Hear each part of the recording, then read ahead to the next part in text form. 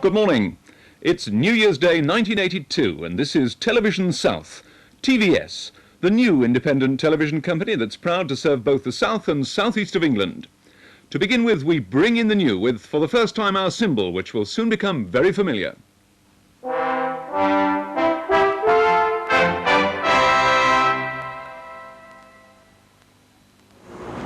On December the 28th, 1980, Lady Plowden, the outgoing chairman of the Independent Broadcasting Authority, announced a major change of direction for television in the south of England. An 8-year license to broadcast was granted to TVS, a new company to replace Southern Television, who'd been responsible for commercial television in the south of England since 1957.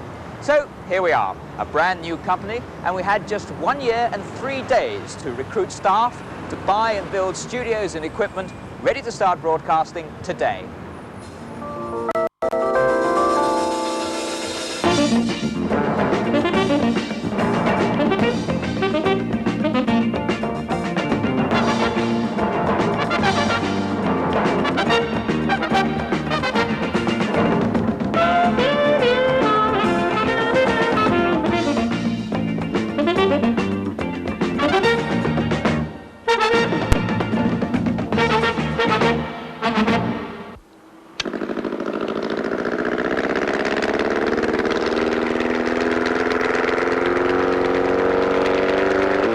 Launching a new station, getting airborne. This is my way of beating traffic jams here in TVS country. It's the most affluent region in the British Isles, and it has some of the best countryside too. The Bewley River, cutting a meandering path through Hampshire on its way to the Solent. Down in the southeast, the Bluebell Hill transmitter means TVS can be watched by an extra 500,000 people. The Medway M2 Bridge, a vital link for industry. And there's a wealth of new as well as traditional industries typified by Chatham docks. Dover Harbour, with its routes to the continent and beyond, an essential port to tourists and exporters alike. Set amidst our towns and rural communities, industry is increasing production to add to the wealth of the nation, and there's an expanding role in defence.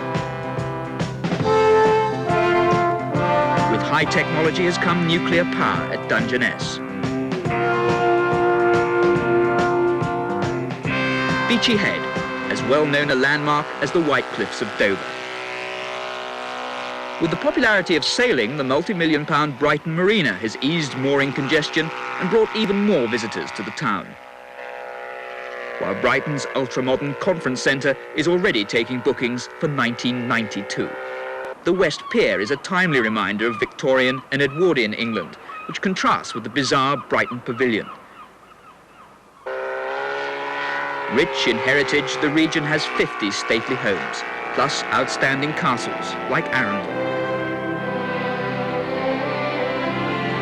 And magnificent cathedrals, not least Winchester.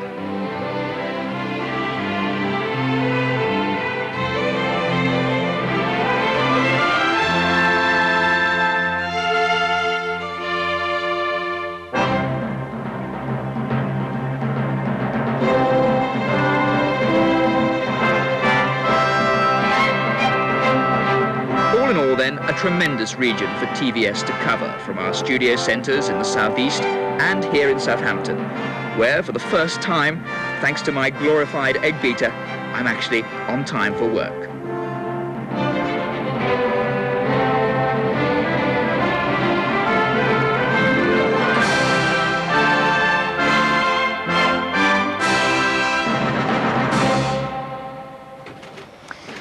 Well, let's hope he's not going to arrive like that for work every morning. Anyway, let's start the new year by catching up with some of the news in the TVS region. 4 police officers were injured early this morning when a group of New Year's Eve revellers ran amok in the village of Upper Bucklebury near Newbury. The officers, including a special woman constable, were set on by a large crowd. One of the policemen was taken to hospital after being struck by a wine bottle, but he wasn't detained. Several police cars were damaged and 3 people are helping with inquiries. Two cars have been found in the sea at Gosport in Hampshire. One of them's known to be stolen. The police launch Ashburton has been checking that there's no one inside the car off Leon Solent Sailing Club, and arrangements are being made to recover the other vehicle from Gosport Harbour. Travel News and Southern Regions say they expect rail users in the south to escape the full effect of Monday's industrial action by train drivers, but they warn that some services could be disrupted. Commuter trains to London may be cut by up to 10% as a result of overtime and rest day banned by the train drivers union ASLEF. And in what promises to be a black day for commuters, some of the South's major bus companies are to announce fare rises and reductions in services. Between them, they carry over 1 million passengers a day. The Hanson Dorset Company are to cut their number 38 service from Southampton to Romsey via Totton. There are also changes in services to Romsey, Cadnam, Totton, Waterside, Hamble, and they are all from Sunday. The Southdown Company, operating in Brighton and the East and West Sussex, are raising their fares by 10% also from Sunday. And the East Kent and Maidstone Group are also raising fares by 10% in a bid to save £1 million. They're also reviewing services in the Tunbridge Wells and Tunbridge areas from next month. The Alder Valley Company in North Hampshire and Berkshire say they're carrying out a fares review in the middle of next month. The new year has got off to a black start on roads in the southeast. One man has been killed and another critically injured in an accident in Thanet. Kent Fire Brigade were called to free the victims who were trapped when their car collided with a tree in Dane Valley Road in Margate.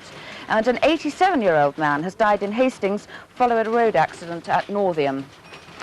The car in which two men escaped after stabbing a sub-postmaster at Southwick near Brighton yesterday still hasn't been found. It's a maroon-coloured Austin 1100 stolen in Hove on Wednesday. The registration number's OAP 269F. When Pope John Paul comes to England in May, it'll be the first time a pope has ever visited this country. And when he goes to Canterbury to meet the Archbishop, Dr. Robert Runcie, thousands of people are expected to welcome him. In view of the assassination attempt on the Pope in Rome 6 months ago, is the Archbishop really happy with the security arrangements? Oh, I think so. I've always found that when it comes to great occasions, well, the royal wedding or my own enthronement, I never think of the security arrangements because I'm confident that all that can be done has been done. What good do you think the Pope's visit will do? I hope that it will advance Christian relationships and also be a vivid reminder of Christian care and concern for the great human issues of the day. I believe that he's good at putting those things across. I'm anxious that we should give some momentum to the way in which we share these concerns and cooperate on them, and we're hoping that the arrangements will actually do that. A flying start for young musicians from the Isle of Wight this new year. This morning, the island's youth orchestra are off to Florida for a 2-week tour in the sun. The 72 youngsters, aged between 12 and 20, have each saved up £250 towards the cost of the trip. The rest was raised at coffee mornings on the Isle of Wight and at concerts to give a resounding start to the new year.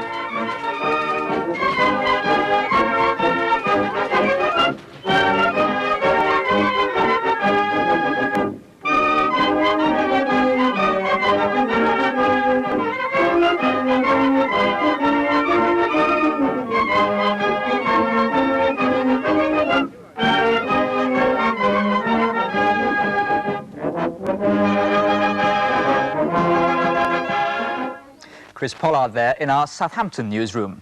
I emphasise Southampton because we have two. The other is in Kent. That's because TVS has been awarded one of the IBA's new dual regions.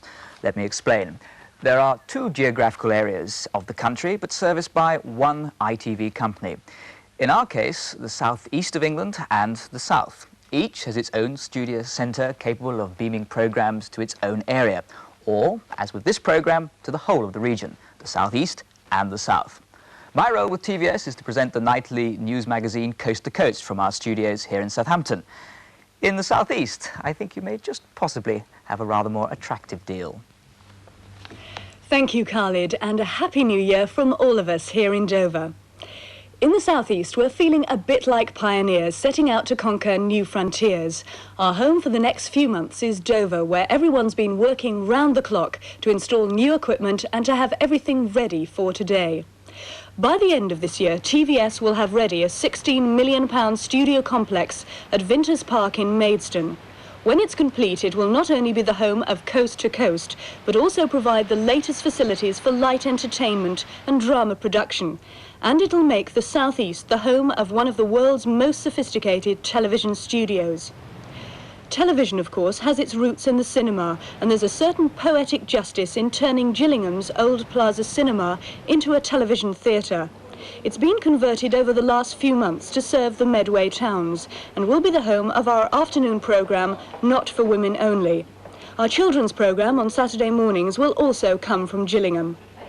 It's not just a question of new buildings. The Independent Broadcasting Authority have extended the area covered by the new dual region. From today, we welcome new viewers in Essex and the Medway area who get their pictures from the transmitter on Bluebell Hill. And on Monday, the transmitter at Pembury will be switched over to TVS, bringing our programmes into the homes of another 75,000 people in the Tunbridge Wells area. We look forward to having them with us.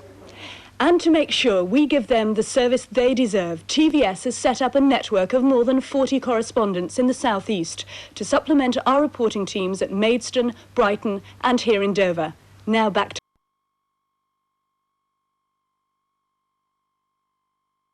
You know, one thing about starting a new television station is that a lot of nice people have taken time out to wish us a lot of luck.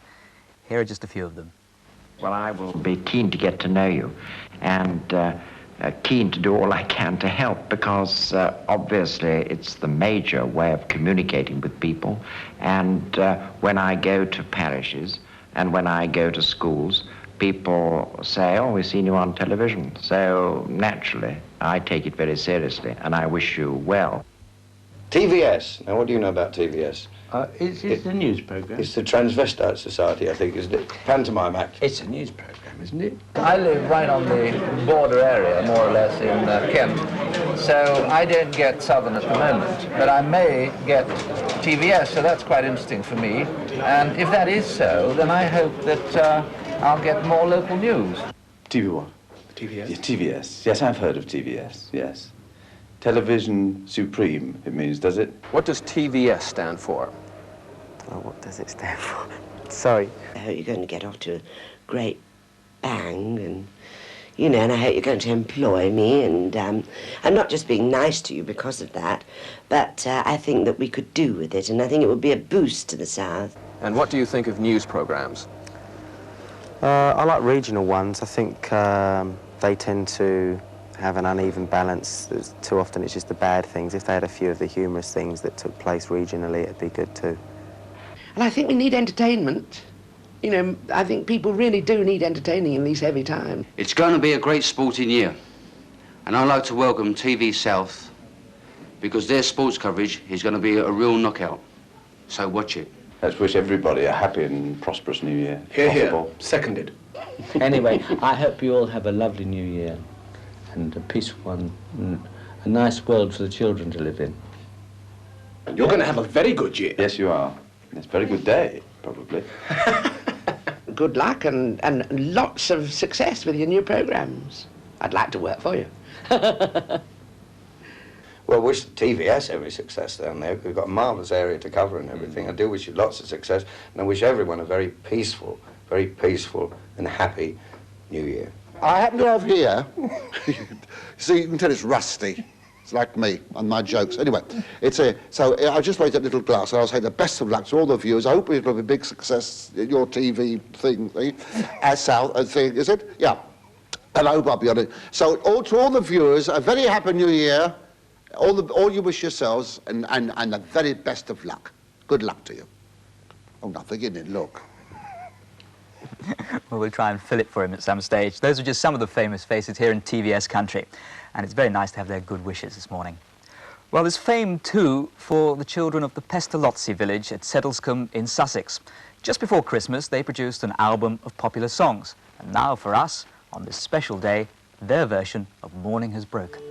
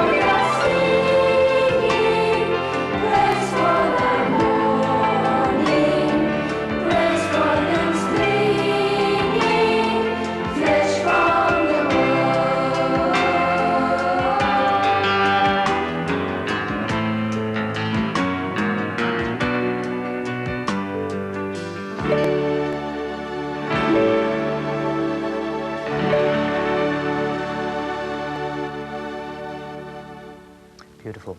Morning has broken with the children from the Pestalozzi School in Sussex. Well, today is, of course, a bank holiday, and that could mean a family day out. So here's John Doyle with a look at what's going on in the region.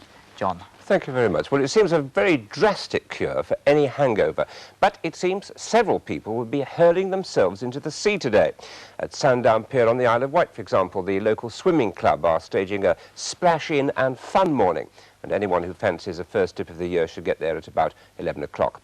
At Shoreham, the local GP, Dr. David Gordon, will be taking a running jump into the water at noon to raise money for charity, with his patients no doubt fervently hoping that he doesn't get pneumonia. If Christmas didn't satisfy your appetite for festive food, well, the Mid-Hants Railway is today running a number of mince pie specials. A first train from Alresford to Ropley is at noon, and to go with the mince pies, there's a bar and buffet. And still with transport of yesterday, the Veteran and Vintage Car Club are staging a major rally of vehicles at their birthplace. That's the Phoenix pub near Hartley Whitney, and most of them will be there by opening time.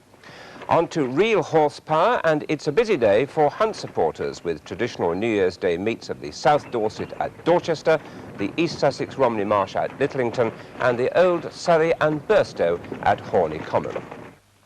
Well, lots of pantomimes, of course, at this time of the year to choose from, and lots of big names too. Lorraine Chase and Dora Bryan star in Aladdin at Southsea. Alfred Marks takes the lead in Nickleby and Me at Chichester. Roy Hudd, Clive Dunn and Peggy Mount star in Cinderella at Bournemouth, and Tommy Steele is Hans Anderson at Southampton. Well, finally, any youngsters keen on science and engineering shouldn't miss the Hands-On exhibition, which opens today for 1 week at the Mountbatten Gallery in Guildhall Square at Portsmouth. There are many exhibits there on which the youngsters themselves can have a go. Well, today, of course, also sees a big programme of sport. So to catch up with that, let's now join Fred Dinage in the newsroom. Well, a very happy New Year to all of you, but I'm afraid it's not been a particularly happy start to the new year for England's cricketers. On the first day of the fourth test against India in Calcutta, England are in a spot of trouble at 1-2-8 for 4 at tea. So far, only the Essex opener Graham Gooch has offered any real resistance. He made 47 before falling to a brilliant catch by Vishwanath off the bowling of Doshi. Boycott was out for 18, Tabaret for 7, Gower for 11, all three of them caught at the wicket by Kamani. Skipper Keith Fletcher and Ian Botham are in at the moment. They put on 33, but it's England 1-2-8 for 4 at tea, and of course 1 down in the series. Racing, 4 of today's meetings, amazingly enough, are on. They're at Cheltenham, Leicester, Windsor and Devon. Basketball now, Solent Stars are through to the semi-finals of the Phillips World Club Championships at Crystal Palace. Solent brought off a surprise 98-94 win over the Italian favourites Milan last night, and later today they'll play the Racing Club of Anderlecht. But of course, one of the happiest sights in the south on this New Year's morn must be the top of the First Division table.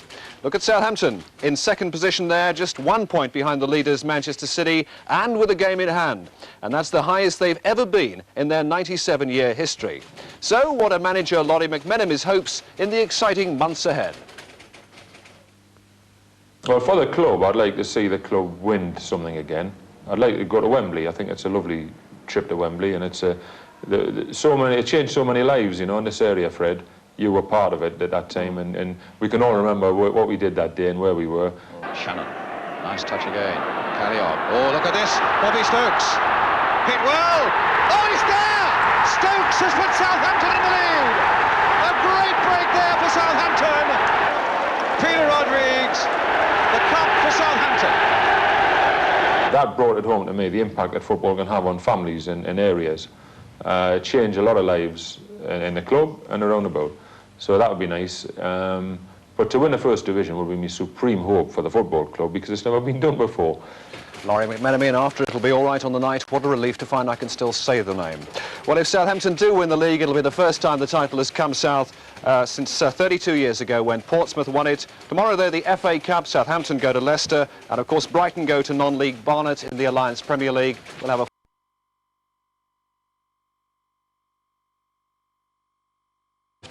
but now, Khaled. Thank you very much, Fred. Well, now let's see what kind of weather we can expect on the first day of 1982, and who better to tell you but Trevor the weather. Trevor. It's a wet start to the year, Khaled. There's been heavy rain overnight, and there's still some rain about this morning in the area. But I'm glad to say that it's going to move away and things will brighten up later in the day. But over the weekend, generally, there's going to be a fair amount of cloud about, and there's also going to be some more rain. But at least it's going to be very mild. Now, the December, which has just finished, was the coldest for at least 30 years. So I think we can expect some milder weather to compensate in the near future anyway. Here's what's happening on the chart. This low developed rather unexpectedly last night. I didn't expect it to happen, and produced a terrific amount of rain, but it's gradually moving away. We needn't worry about that one. There's a respite here from from wet weather, but out here, a warm front's coming in from the Atlantic, and that'll bring rain to our area tonight, and then it'll move through, and we'll be in that mild air and southwesterly winds tomorrow as that all moves across. Just a quick look at the forecast chart for midnight tonight, which shows the warm front coming into the west. By that time, it'll be raining in all the western parts of the country, and rain will spread to other parts during the night and tomorrow morning. Right, this new piece of apparatus which shows you what's happening in the south. And it's already dry over most of the southwestern part in South Dorset and the Isle of Wight and Hampshire. It's dry and the sun's coming out. But in the rest of the area, it's cloudy and there's a fair amount of rain still falling. Now, that rain's gradually going to move away northeastwards, and by midday should have cleared all parts except possibly Essex. Rain there into the early part of the afternoon. So for almost everywhere, it'll be a dry afternoon and quite sunny, good to do all sorts of outdoor things. But just one exception, over the channel some shower clouds are developing, and these could well move in to affect parts of Hampshire and Dorset during the afternoon. Tonight, becoming cloudy with quite a lot of rain. That's all. Back to Khalid. Thank you, Trevor. Well, I suppose today, of all days, many people have a perfectly good excuse to be somewhat under the weather. But we on TVS are nothing if not caring. So here, for your delectation, is a hangover cure. It's called a prairie oyster, and what you do is crack a large egg into a wine glass. You then add a good couple of shakes of Worcester sauce and top it all up with tomato juice. And you're not supposed to stir it. And if you are hungover, but I'm not, you hand it over to Chris Pollard. Let's drink it all in one go. No, it was invented by Alcoholics Anonymous, just to stop people drinking. Not very keen, Mr. Dinage. Not at all. Tried a bit later. Well, if it doesn't cure your hangover, it'll certainly make you forget it for a while. Well, I suppose by now the novelty of children's Christmas presents is probably wearing a bit thin, but I hope that isn't the case if the present happened to be one of these delightful creatures. Not this fellow, he's Lee Peck, you'll see him later. But it's this one. The RSPCA are always concerned at this time of year when puppies and kittens given as Christmas presents are dumped by their new and sometimes loving owners. But not so this young lady who's in TVS house colours, cream and brown, and we're looking for a name for her, so perhaps you can help. Anyway, that's all there is on this first ever programme on TVS. Plenty more on offer throughout the day, of course, and the Coast to Coast team will be back at 5:15. I'll be here in the south, and in the southeast, Vivian Mackison will be presenting Coast to Coast from Dover. So until then, goodbye and have a wonderful new year.